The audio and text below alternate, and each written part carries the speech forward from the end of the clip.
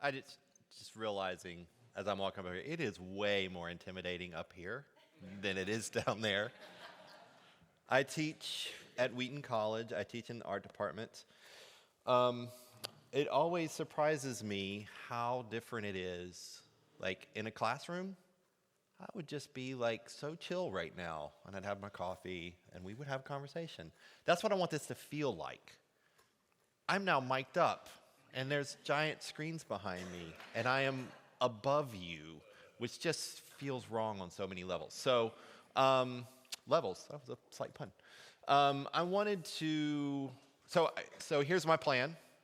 I want to introduce you to this sort of working theory that I have about making work, making stuff. And it's a working theory, okay? Which I mean, like, it is not perfect. It is not remotely perfect.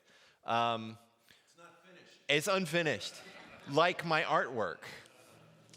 If you want to know, like, the conversation we had at the table about whether or not things are ever finished. But it is also based upon some of my teaching. So I have been teaching at Wheaton College for 18 years, and then I taught for, I don't know, like 10 years before that in different places. I teach the senior capstone class. I teach two classes that I love that are really challenging other than my normal. I teach ceramics, I teach sculpture, those are kind of my wheelhouse. Occasionally I teach drawing, occasionally I teach other things. But I teach the first class that everybody takes. It's called Creativity and Design. And then I teach the last class that everybody takes, which is Senior Capstone. So they get me at the beginning, they're stuck with me at the beginning, and then they're stuck with me at the end. And in the middle, they can do whatever they want. But in both of those classes, I find a lot of parallels as people are trying to figure out what does it look like, what does it mean to make art. So I stumbled upon this idea of Epiphany a few years ago. I'll sort of explain that a little bit, but that's kind of where this came from, because a lot of times I find students getting so hung up and having a hard time making anything because they don't feel it. I'm not feeling inspired, so how can I make anything?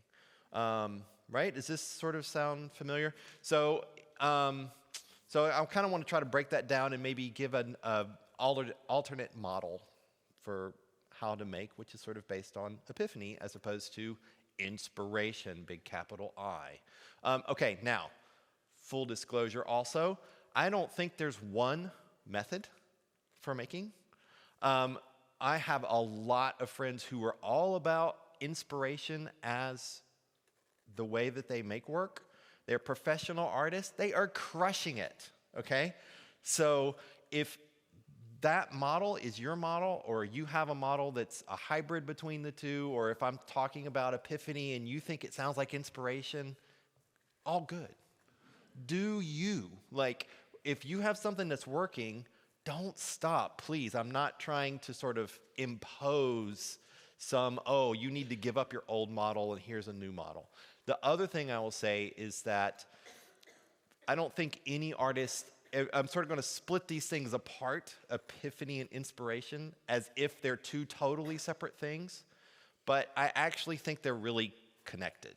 So, and there's a lot of overlap between the two. So, again, feel a little bit like grab baggy. Like, you can grab parts of the models that you think, and you can create your own model, because we're artists, right? That's what we do. We create stuff out of other people's stuff. So don't feel that I'm trying to sort of impose anything on you. Okay. What is epiphany? Oh, that's me. I'm like John Pauly should change the screen. John Pauly gave me this. I can do this. Okay, so epiphany, the word epiphany comes from the Greek, a Greek word for reveal. Inspiration comes from Latin for breathing in, right? Inspire, respiration is similar roots. And inspiration has over time, largely because of during Middle English. So Middle English, I had to look this up because I didn't know. Like you look in the dictionary and it says from Middle English. I'm like, oh, is that like Lord of the Rings? Like, what are we doing? Middle English is roughly 10th, 11th through 14th century English, like when the language was really being developed.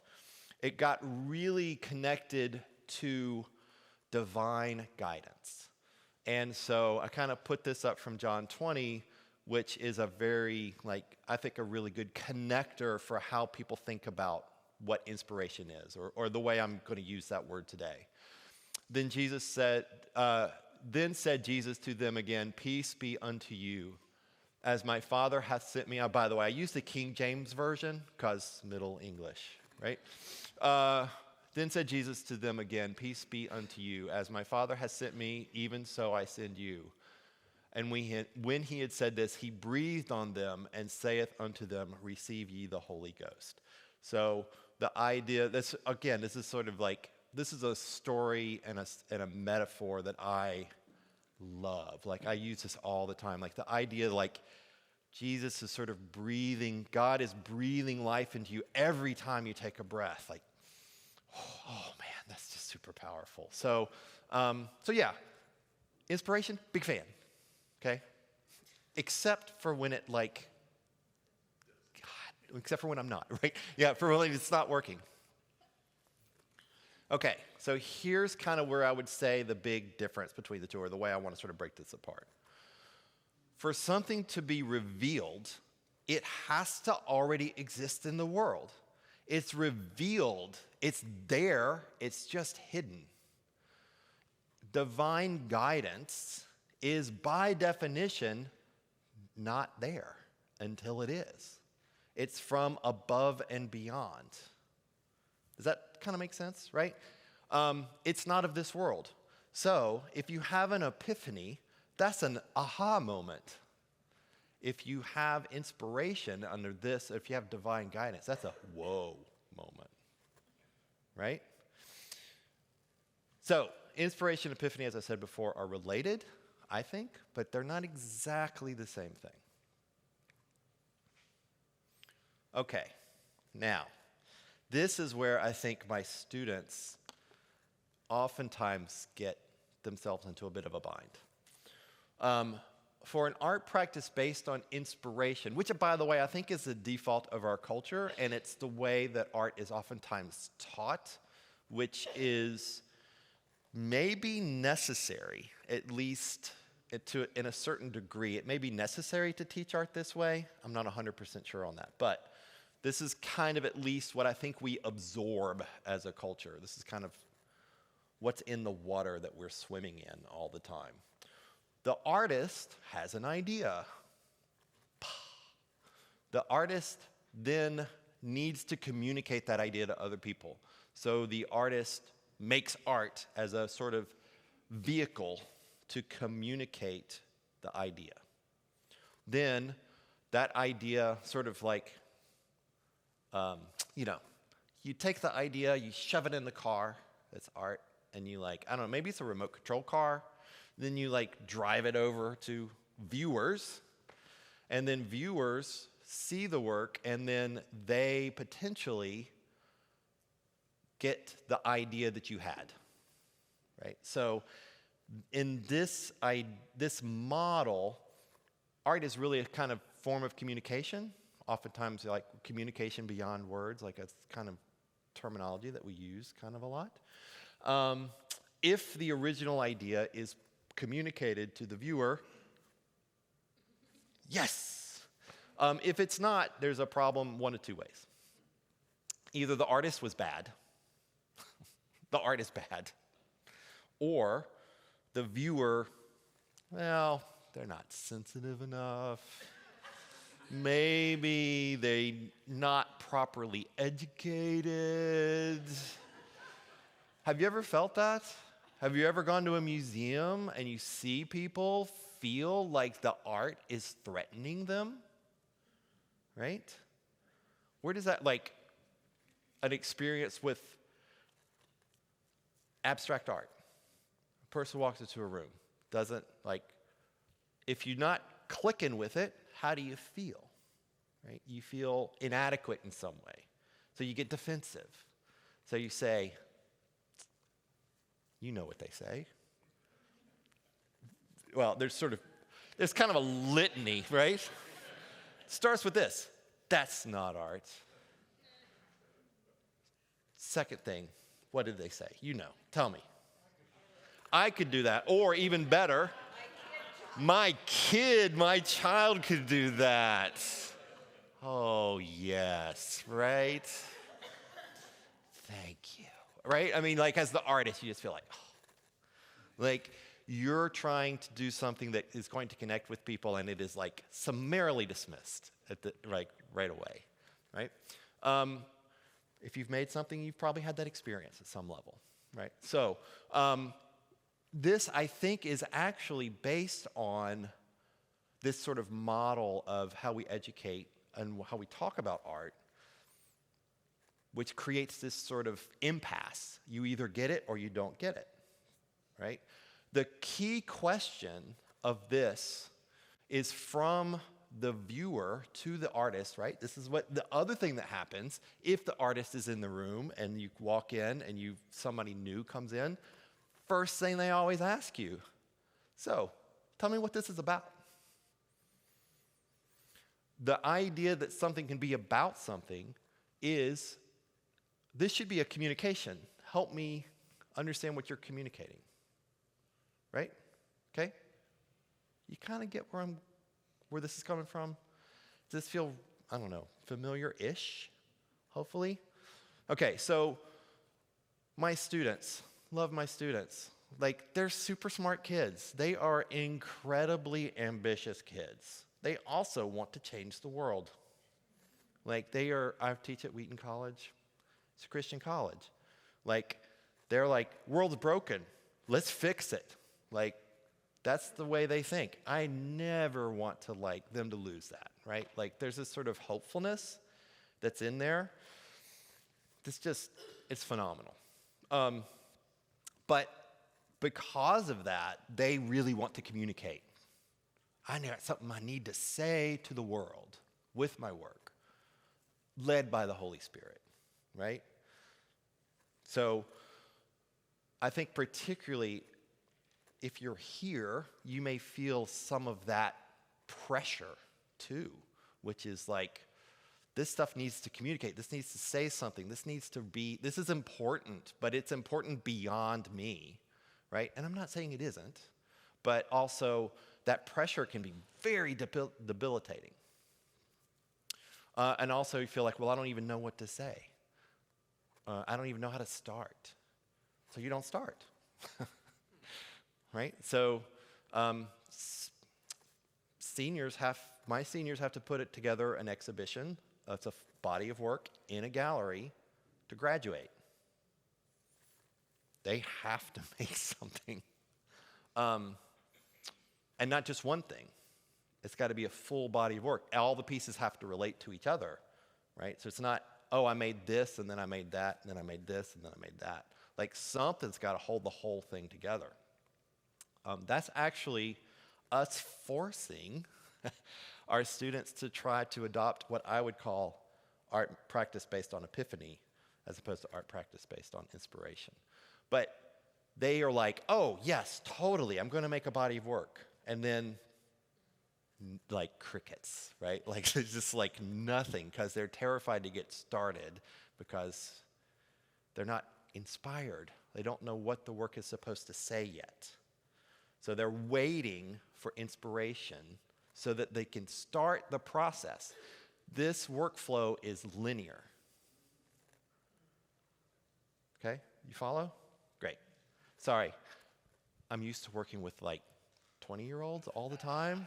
So I have to constantly check up on them. Like, you get it? You understand? You follow? Yeah, so anyways, I'm doing that.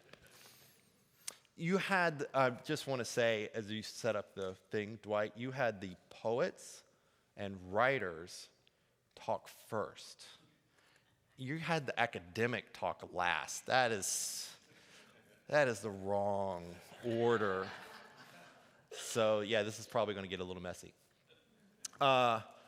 You may then, as I kind of show you this model, it's like you may be thinking, that's my little sort of quasi-cartoon thought bubble. This is the best PowerPoint had. This is the workflow for inspiration-based practice, so what is a workflow for an epiphany-based practice? Well, I'm going to get to that, but that's not my next step. So it's coming. When you see the next slide, I didn't abandon it. I'm coming back to it. Okay, so much. I know. I'm sorry. Right away, I'm sorry.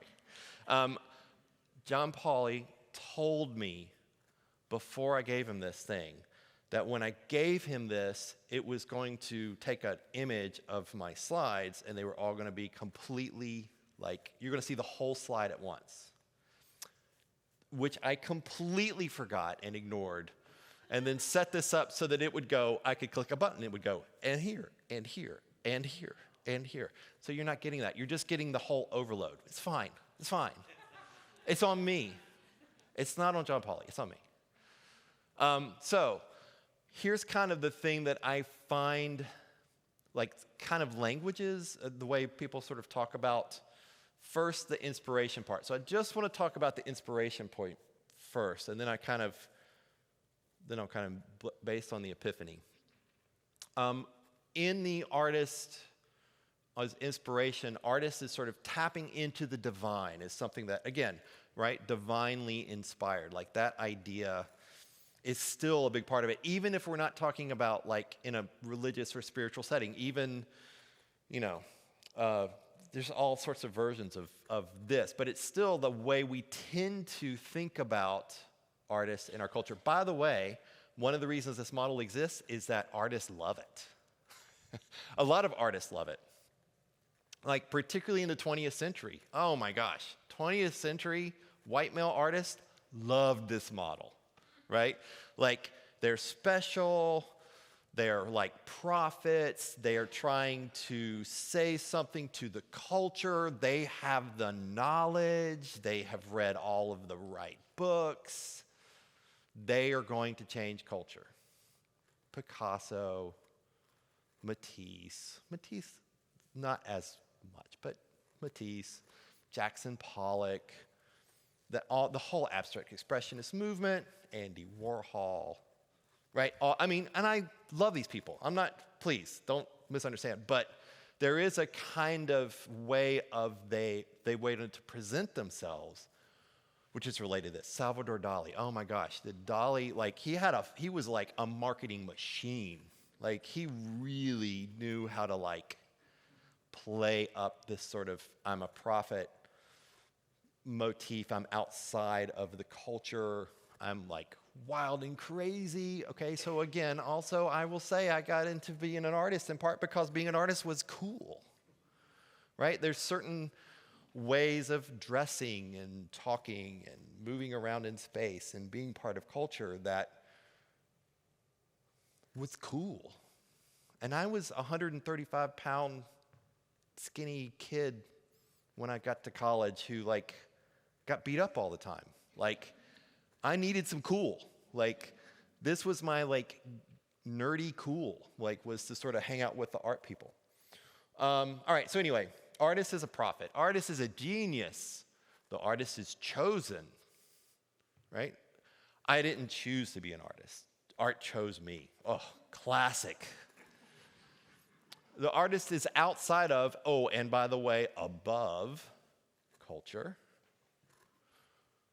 The artist's voice is important. The artist has something to say to the culture, and the culture needs to get it, and they need to get with it.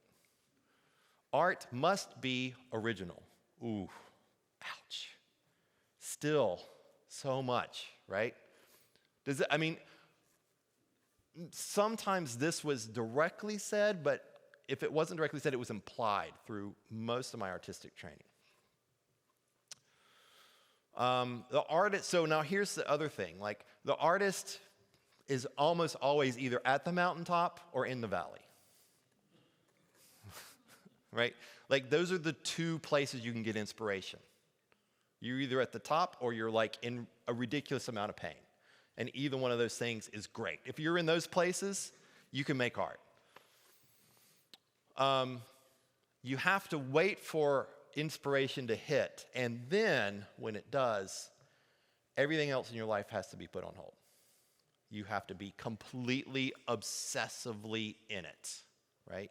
This is kind of a romantic. I think there's a lot of this is actually a holdover from romanticism, which is sort of like so much about feeling and emotion and like oh, the inspiration is hit, like I'm in, go, blah, right? So, perfectionism. You mentioned perfectionism, Dwight. Perfectionism or bust. It's either perfect or it ain't. There is no in between. Failure is not an option.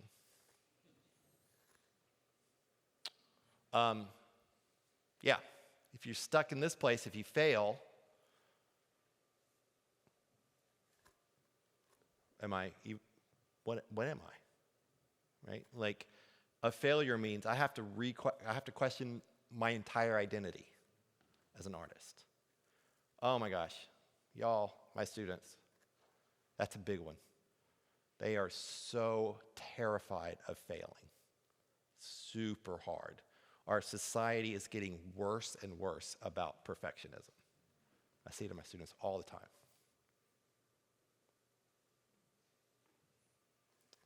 Sorry.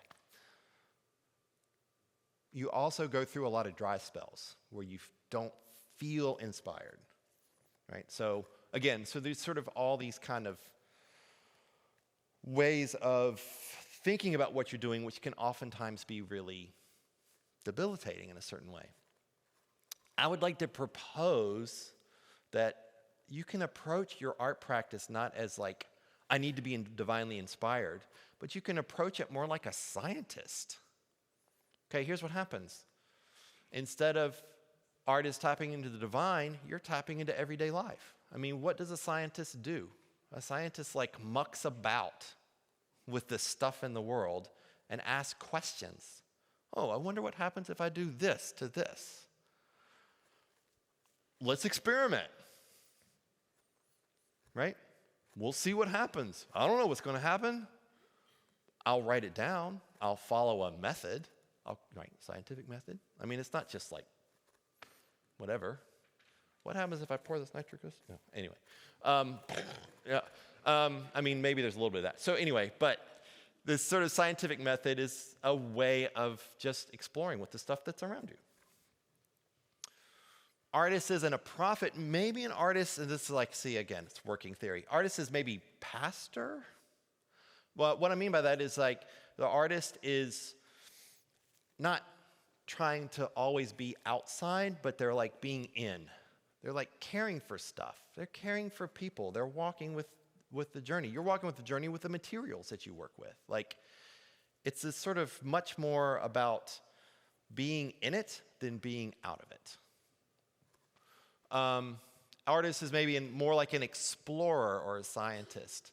Artist is not something that chooses you.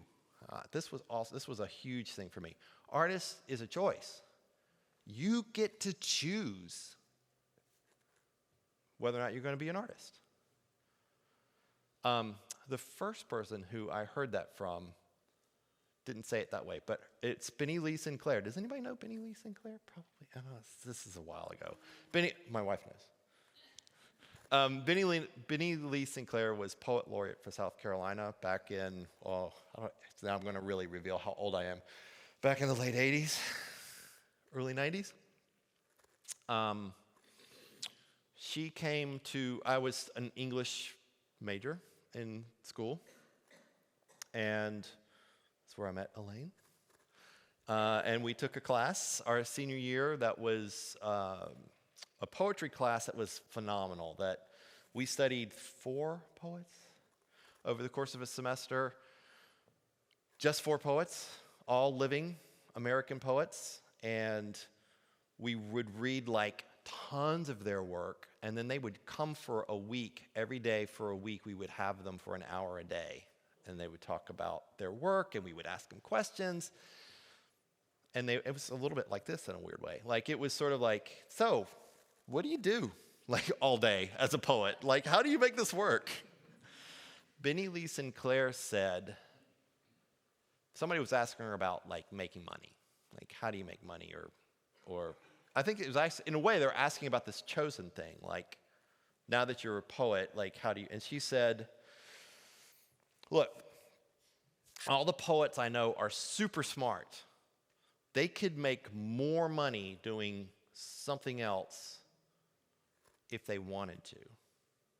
Like, they chose to do poetry knowing it would not make them a lot of money, or that it was going to take them a lot of time or whatever. But they chose it. It wasn't like you couldn't do anything but poetry. It was, no, I'm making this choice. And that for me is like a 20-year-old was like, like I had always thought like this, the profession chooses you. It's a vocation, and yeah, I mean, that's a whole nest of stuff that needs to be sort of worked through. I love vocation too, but also we have free will, right? Like, these things are like paradox. These things are always interrelated and doing some weird things. Anyway, sorry. Artist is a choice. Artist is not outside of the culture, but is in the culture, actively being a part of it. Artists' listening skills are important as opposed to voice. Artist has something to share with culture, not say to culture, share with culture. Hey, I'm trying to like work with this stuff. What do you think? Which also means that people, the viewer, gets to participate in determining what the work is about. More on that later. Art is a process of learning. It's about curiosity. It's about mucking about. I really like that. Mucking about. I've said that probably 3 times now. It's such great. It's like clay. It's like your hands are in clay, like muck. Like it's that sound, right? Like it's this great onomatopoeia word. Your artist is not necessarily based on feeling, so it's not about the mountaintop or the valley. It's about all the spots in between, which is like most of our lives. It's like the ordinary thing. It's not like I'm feeling great, I'm feeling miserable. Like most of the time I'm feeling, I don't know. I mean, I wouldn't say meh, but I'm just, I don't know, doing the thing, whatever. So you don't have to wait for those highs and lows. You work a standard schedule, not obsessively only because it's time. Now, I will say also I love to do obsessive time things, which I have now inflicted on Christy and Dwight and John Pauly for the last 3 days. But I do those in bursts, and then I retreat back from it. So I don't like stay in like a manic state, or I don't anticipate trying to stay in a manic state for any super length of time. There is no perfectionism. There's no standard to hit because you're just exploring. You don't know where you're going, so how could you make it perfect? So failure also, as a scientist, failure is totally part of the process, right? So this way really gets you out of that. Like if you're struggling with perfectionism, if you're struggling with like, I can't fail, like this is the way out of it. There's always something to do. That's the other thing that I really like. This is the other thing my students don't like about this model. I'm like, you need to go to the studio. And they're like, and I'm like, oh no, there's something for you to do. Like looking at things is a something to do. Looking at your own work is a something to do. Writing notes in your journal is a something to do. Going on a walk is a something to do. Like there's so much to do. You actually end up having to edit out so that because there's more to do than you can do. So like you have to, again, there's choices. You have to make choices. So there's no great like, this needs, like, I need to be here and just like, I don't know what to do. Like that shouldn't really be part of the process so much. Being still is something to do. Okay. Anyway, so as I mentioned before, I don't think any artist is sort of all one or all the other. Maybe the 80-20 rule applies here. You guys know the 80-20 rule? Like it applies in so many different ways. There's a classic church way. This is actually the first time I heard the 80-20 rule. It was related to a church I was going to, which is like 20% of the people do 80% of the work, right? So, but it may be that you might spend 80% in an inspiration and 20% in an epiphany. I probably go the opposite way. I'm more 80% epiphany, 20% inspiration. Yeah, so anyway, I don't think there's some kind of Venn diagram intersection, and I think you get to kind of choose. Some of that might be natural, but some of it may be based on your personality. But I think you get to choose. Where do you spend your time? Okay. Dorothy Sayers. So C.S. Lewis came up earlier. Yes. So here's a little fun fact about Wheaton College, if you're not familiar.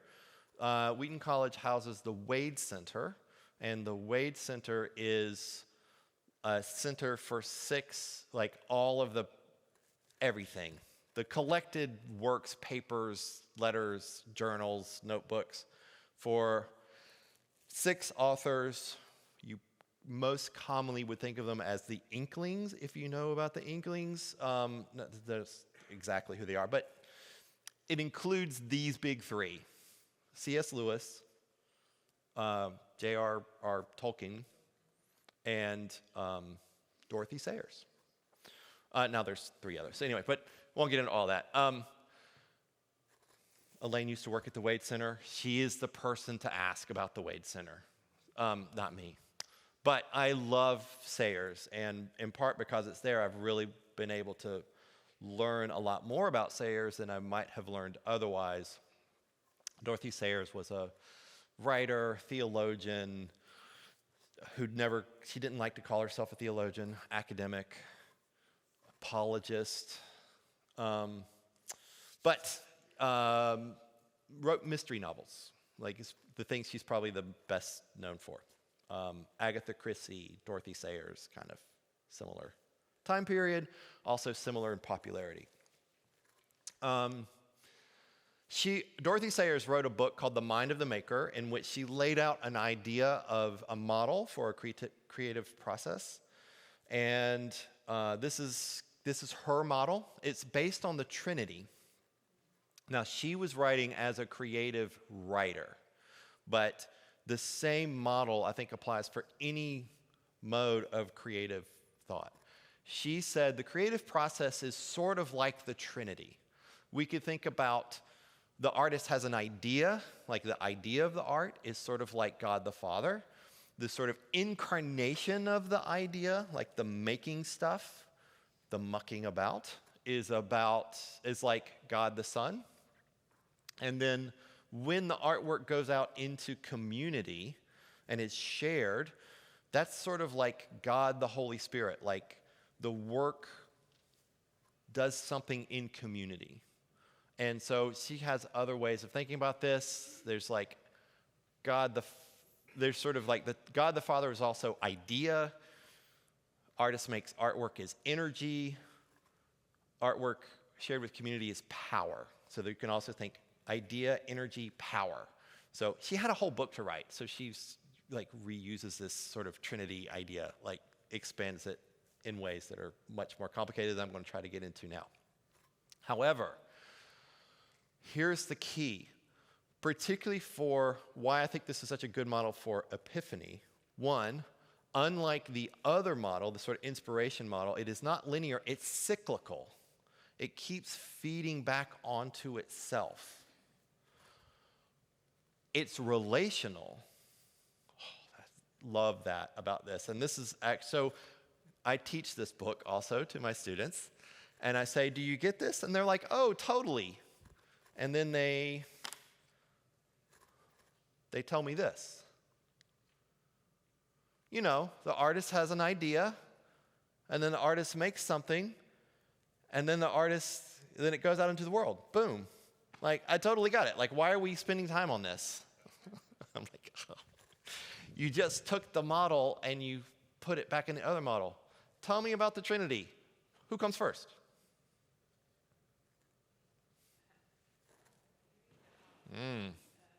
All of them. All of them come first. What order do they go in? All of them. All of the orders. How do they relate to each other? All the ways you can relate to each other. Right? Like, that's the thing about this model that is insane and magical and mysterious and wonderful. This was written in 42. I think it's probably the best model for what contemporary art practice looks like that I've ever read. It's better than most of the writers who are writing about contemporary art practice, I think, who oftentimes love this model, this linear model. But it's not really how artists make things, I think. All right, here's the thing that is also really radical. The viewer is critical. The viewer is actually part of the process. If you don't have a viewer, you don't have a feedback, you don't create a full relational thing, which is where the next inspiration is actually coming from, is the power of the work when it goes out into the world. Okay, now, to be fair, Sayers realized, oh, there's some like theologically complicated things if I sort of say all these things. So he said, okay, be aware that the first viewer is the artist. So it may never leave your studio, but it's working its power on you as a creator, and it's feeding back into more ideas. So you don't have to necessarily have viewers outside of yourself, but I think personally, it's kind of important. How you doing? You feeling okay about this? How much time? I forgot. What time do we start? When do I need to stop this one? Soon? Yeah. Soon is good. I'm almost done.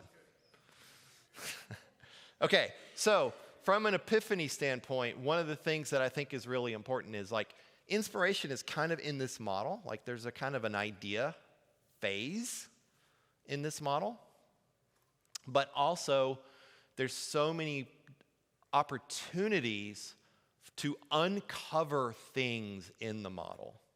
It's not the idea is dictating everything.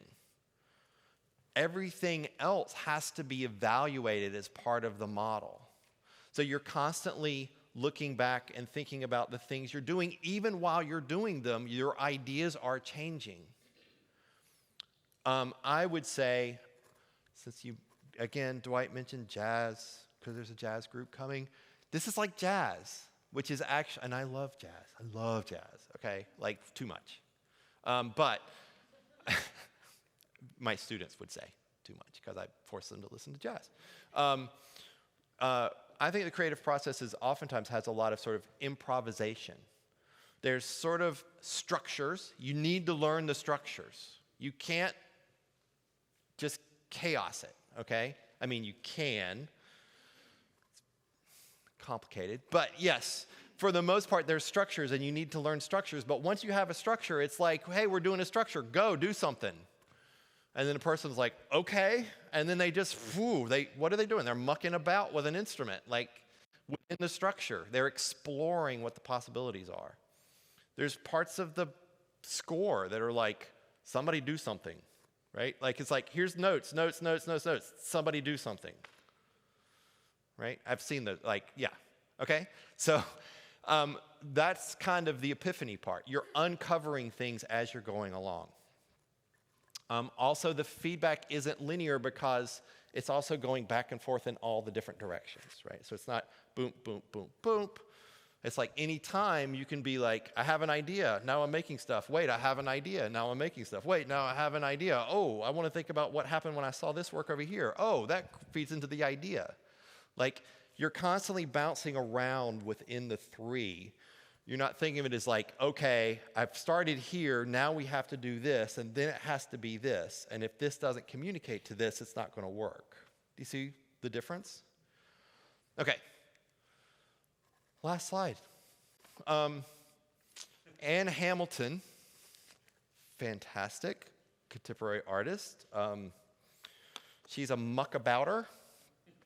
The artist that we looked at in the film with Jessica, I think, is that correct?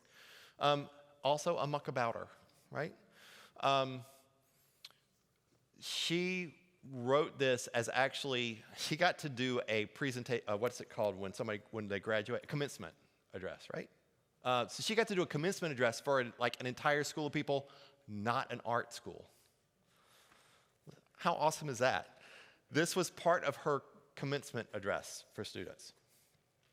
One doesn't arrive in words or in art by necessarily knowing where one is going. In every work of art, something appears that does not previously exist, and so by default, you work from what you know to what you don't know. You may set out for New York, but you may find yourself, as I did, in Ohio. You may set out to make a sculpture and find that time is your material. You may pick up a paintbrush and find that your making is not on canvas or wood, but in relations between people. You may set out to walk across the room, but getting on what is on the other side might take 10 years. You have to be open to all possibilities and all routes, circuitous or otherwise. That is an openness to discovering in the middle of the process. That's epiphany. That is artwork based on epiphany. Thank you. Do you have any questions?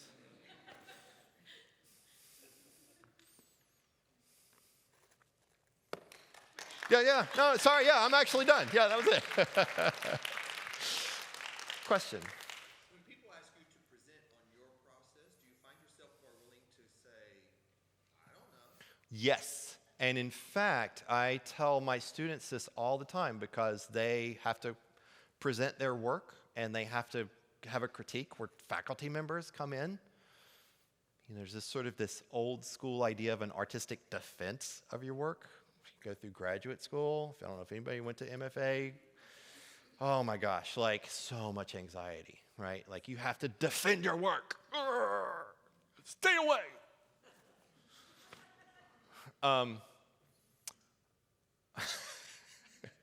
I got Allison to laugh on that one. You must have had that experience. I tell my students, I don't know is a perfectly acceptable answer to a question. They don't believe me. I tell them anyway. In the middle of the critique sometimes, I'm like, they start to like, and I'm like, oh, it's okay if you don't know. And then, oh, I don't know. Great, let's move on. You find as you progress in your art and as you've grown as an artist, which is a nice way of not saying get older, but do you find that you're getting closer to and quicker to the vision that you might see in your head? Almost as if that you're getting closer and closer and all things are drawing towards what you were originally called to do. That, in other words, you haven't Yeah. and you see what you think the finished picture Yeah. might look like, but you're finding that as you're progressing and getting Yeah. mature in your art as an artist, that you're Yeah. pleasantly satisfied that it's very close. Yeah. Great question. Can y'all hear the question? Okay, great. So the question is sort of like, as I'm getting more experienced, do I find that I'm getting closer and closer to sort of the core of what I'm trying to make in the making, or my vision, or like, do I feel like as I'm getting, I don't know, better, for lack of a better term, of like creating things? Here's my complicated answer to that. The distance between 1 and infinity. Okay, if there's any math majors in here, my apologies. I know this is wrong. Okay? I mean, I know technically this isn't exactly right. The distance between 1 and infinity is the same as the distance between 1 and 2. Fractions. So, maybe a slightly better analogy. Monks who are spending their entire lives getting closer and closer, trying to get closer and closer to God, are the most aware of how far away from God they are. So, in a way, yes, like I do sense some, like, my work has a kind of direction, and I can feel that direction is like more and more authentically me. And I don't feel like I have to defend it or apologize for it. I like to make pots. They're boring. Like, the shapes are simple. I've so wanted to be a maximalist. Like, I've always wanted to like throw everything into a room and it's just be like this at you all the time. Every time I try to do maximalism, I like put a whole bunch of stuff down, and then I'm like, eraser, eraser, eraser, pull it out, pull it out, pull it out. And then there's like 2 things. And I'm like, I can't do maximalism. I keep trying, but it keeps pushing back down. So in a way, like, I do recognize, I think there's some core me, core of the way I explore, the core who God made me to be, that is coming out in a certain kind of expression. But also, it's all mystery, and I feel like, closer, and this, But in a way, I think that encourages me and keeps me going. That's a little bit related to my next talk, actually. So I may come back to that. I'm thinking about the saying that life or art imitates life. Yes. This is really profound to me. Thank you. I don't call myself an artist, but this is a way of life. Yes. Thank you for that. And also, this is that related to, like, we are all called to be co-creators. Like, pull this, like, totally. I've got former students who trained as artists who are now like entrepreneurs and crushing it. And I've had conversations with them, and they say, I actually had a person say this: I make my business the way I made pots. Yeah. So I think there is a kind of way of being and moving in the world that is about creativity, that is about epiphany, that is about just being aware of it. I think is really helpful, particularly when you're feeling dry. Like, you don't have to feel dry. You can act. Here's the other thing about the cycle.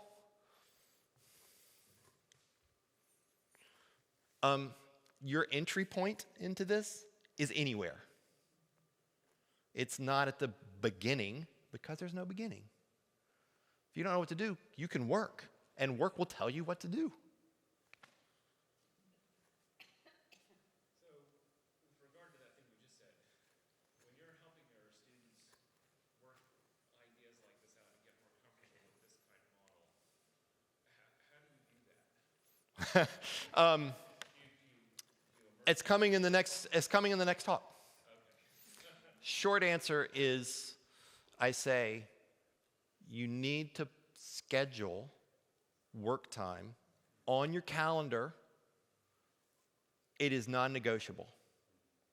If you set aside some chunk of your time and say, this is art time, and I will not write a paper, I will not pay bills, I will not cook dinner. That's one of my go-tos. because that's also creative. Like, it seems like, no, like, I will be in my studio space, and if nothing else, I will sit in a chair in my studio space until the time is up. Like, if you will do that, if you make the space important in your life, then that is how the thing starts to channel, because you get bored. Boredom is amazing for, like, creativity. Amazing. Like, you need to be bored. Put your phone down, students. Stop doom scrolling on social media. Dwight left. All right. One more question, maybe. I see, like, I'm running late. I know I'm running late. Dwight, I need to leave. I need to stop, yeah? Yes. Okay. That's it for this one. Thank you.